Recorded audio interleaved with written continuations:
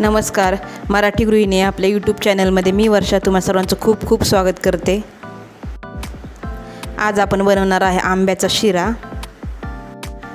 आजची रेसिपी पूर्ण बघण्यासाठी व्हिडिओ शेवटपर्यंत नक्की बघा आणि अजूनही आपल्या मराठी गृहिणी या चॅनलला सबस्क्राईब केलं नसेल तर सबस्क्राईब नक्की करा.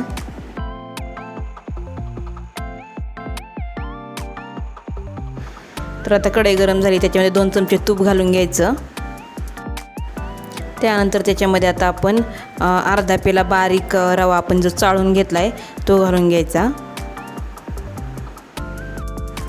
मध्यम आचेवर रवा चांगला खरपूस असा भाजून घ्यायचा आहे.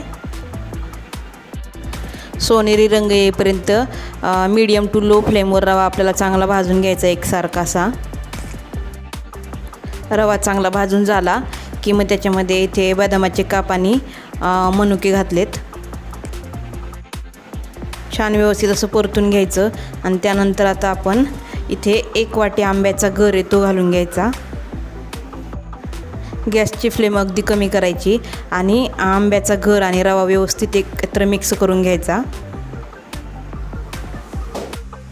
आता त्याच्यामध्ये 1 पेला मी इथं कोमट दूध घेतले, ते दूध घालून घ्यायचं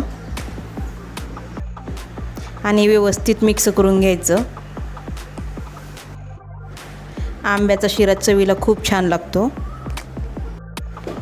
मिक्स करून झाल्यानंतर आपण त्याच्यावर झाकण ठेवणार आहे 4 ते 5 मिनटं आणि गॅसची फ्लेम एकदम कमी ठेवणार आहे. अशा पद्धतीने एक वाफ काढून घेतल्यास शिरा खूप छान बनतो. त्यानंतर आपण आता त्याच्यामध्ये अर्धी वाटीला थोडीशी कमी साखर घातली आहे. तुम्हाला किती गोड हवा आहे त्यानुसार तुम्ही साखर कमी जास्त करू शकता.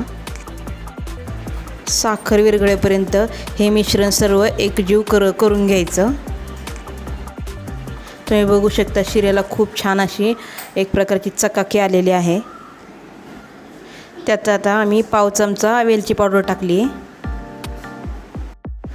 वेलची पावडर घातल्यानंतर परत एकदा 2 मिनटं शिरा व्यवस्थित मिक्स करून घ्यायचा. आणि मँगोचा शिरा हा अशा पद्धतीने थोडा पातळच बनवायचा, कारण की नंतर तो सुकतो आणि घट्ट होतो. त्यामुळे अगोदरच असा पातळ बनवायचा, खूप छान लागतो चवीला. अगदी खव्यासारखी चव लागते या शिऱ्याची. जर तुम्हाला आजची आंब्याच्या शिऱ्याची रेसिपी आवडली असेल तर आपल्या मराठी गृहिणी या चॅनलला लाईक करा, शेअर करा आणि सबस्क्राईब नक्की करा. भेटूया पुढच्या व्हिडिओमध्ये. थँक्यू.